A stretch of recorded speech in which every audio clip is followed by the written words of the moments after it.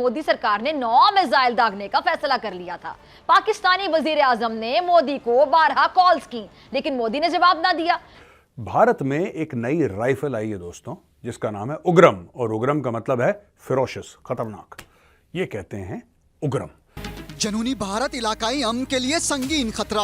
और उसकी इंडिकेशंस और भी हैं कि अभी पिछले हफ्ते इंडियन एयरफोर्स ने और इंडियन कमांडोज ने, इंडियन आर्मी ने एक एक्सरसाइज की है लद्दाख में। उग्रम जो है ये 7.62 इंटू 51 है, यानी कि इसका जो राउंड है वो AK-47 के राउंड से बड़ा है दोस्तों। यानी कि जो इसकी मार है, कहते हैं इसकी मार 500 मीटर तक है, यानी कि ½ किलोमीटर तक, जो कि बहुत अच्छी मार है। बाय द वे AK-47 300 तक मारती है। एक C-130 तैयारे के जरिए ये आए हैं और रात के घुप अंधेरे में इन्होंने लद्दाख के एयरपोर्ट के ऊपर एक लैंडिंग की है और उसमें से कमांडोज उतरे और उन्होंने आके एयरपोर्ट को कब्जा किया। ये पूरी एक्सरसाइज की है इन्होंने लद्दाख के एयरपोर्ट के ऊपर। और क्योंकि भारत में हकीकी जमहूरियत है तो भारत जो है वो तरक्की भी कर रहा है और जारादारी खित्ते की भी काबू कर रहा है। आपने एक बार दुश्मन को मार दिया वो राउंड, फिर उसके बाद वो चूं चूं पू पू नहीं करेगा, लगी ठंडा पड़ जाएगा वहीं पे। इतना खतरनाक राउंड, सॉलिड राउंड। तो ये हथियार है। ऐसी सूरत हाल में तो फिर कोई भी आने वाले वाकयात को प्रेडिक्ट नहीं कर सकेगा। ये सुपरसोनिक मिसाइल जो आवाज से 3 गुना तेज चलता है। कि आपने ऑटोमेटिक हथियारों में देखा है ना कि एक बार आपने ट्रिगर दबाया और एक स्प्रे की तरह गोलियां निकली। इतने महीनों से जो हम बार बार शोर कर रहे थे और इंडिया की जंगी तैयारियां बता रहे थे। हेलो फ्रेंड्स, जय हिंद। हिंदुस्तान स्पेशल में आपका स्वागत है दोस्तों। करगिल युद्ध के वक्त अस्तित्व में आई इंसाफ राइफल की जगह अब एक स्वदेशी राइफल उग्राम लेने की तैयारी कर रही है।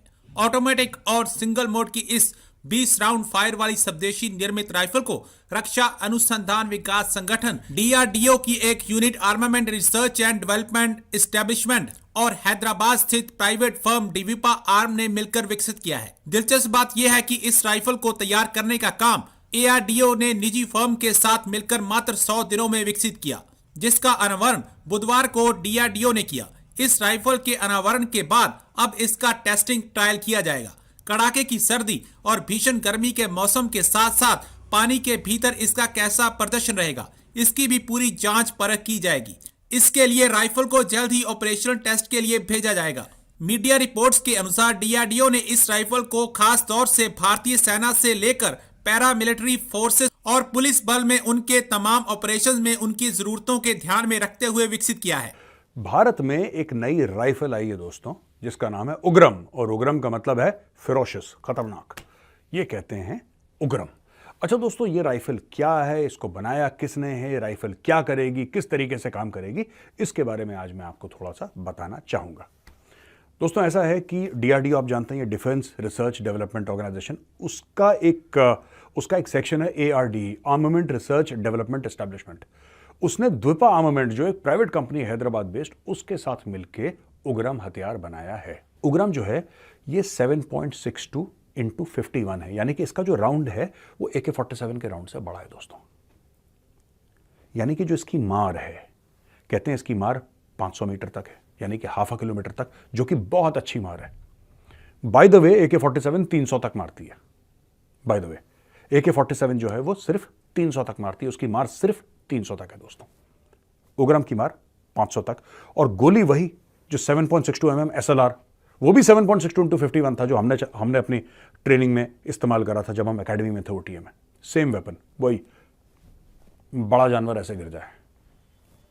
आपने एक बार दुश्मन को मार दिया वो राउंड, फिर उसके बाद वो चूं चूं पू पू नहीं करेगा, लगी ठंडा पड़ जाएगा वहीं पे। इतना खतरनाक राउंड, सॉलिड राउंड। तो ये हथियार है। अब ARDE वालों ने प्राइवेट कंपनी के साथ बातचीत करी और कहते हैं कि 100 दिन के अंदर इसको डेवलप करा है। पहली बार ऐसा हुआ है दोस्तों, पहली बार भारत के इतिहास में, मॉडर्न इंडिया में, कि एक गवर्नमेंट ऑर्गेनाइजेशन जो DRDO का एक विंग है ARDE, उसने एक प्राइवेट कंपनी के साथ मिलकर एक हथियार डेवलप करा। और क्योंकि भारत में हकीकी जमहूरियत है तो भारत जो है वो तरक्की भी कर रहा है और जारादारी खित्ते की भी काबू कर रहा है, क्योंकि अमेरिका उसकी बैक के ऊपर है और अमेरिका ने जो है वो एक उनके साथ स्ट्रेटेजिक अलायंस बनाया हुआ है ना, स्ट्रेटेजिक अलायंस, क्योंकि वो चाइना को काउंटर करना चाहते हैं। और क्योंकि अमेरिका जमहूरियत को सपोर्ट करता है तो जमहूरियत भारत के अंदर है, तो वो आंखें दिखाते हैं, अमेरिका को भी आंखें दिखाते हैं, बर्तानिया को भी आंखें दिखाते हैं।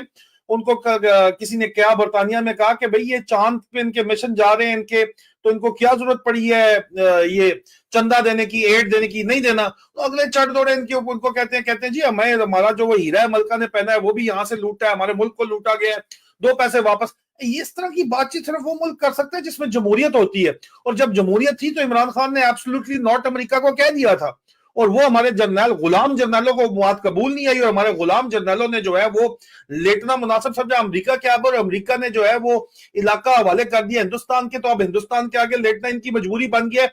यार तुम करो हिंदुस्तान के साथ डील करो, जो भी करो, अमन होना चाहिए पाकिस्तान हिंदुस्तान में, फ्री मूवमेंट होनी चाहिए, जो करना करो, लेकिन जमहूरियत तो हो ना पाकिस्तान के अंदर।